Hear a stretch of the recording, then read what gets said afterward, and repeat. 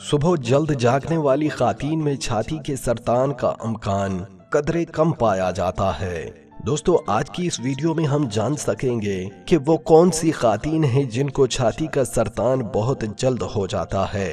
दोस्तों, जो खातून सुबह जल्दी जागकर अपने दिन का आगाज करती हैं, उनमें छाती के सरतान के लाहक होने के इम्कानात उन खातून से बहुत कम होते हैं जो सुबह देर से उठती हैं और उनके मामलाती जिंदगी में ज्यादा मसरूफियत शाम के औकात में होती है। बरतानिया की यूनिवर्सिटी ऑफ ब्रिस्टल के साइंसदानों ने 4 लाख से ज्यादा खातून पर की गई अपनी तहकीक के मुशाहिदे के बाद बताया कि उनमें से सुबह जल्दी बेदार होकर अपनी जिंदगी के रोजमर्रा के काम करने वाली खातून में छाती के कैंसर में मुब्तला होने के इम्कानात उनसे 48% कम पाए गए, जो रात को देर तक जागकर अपने कामकाज में मसरूफ रहती हैं। इन साइंसदानों ने मजीद कहा कि तहकीक से ये भी पता चला है कि रात को रोजाना मुजव्वज़ा 7 से 8 घंटे से ज्यादा सोने वाली खातून में भी कैंसर की तशखीस के इम्कानात हर इजाफी घंटे के हिसाब से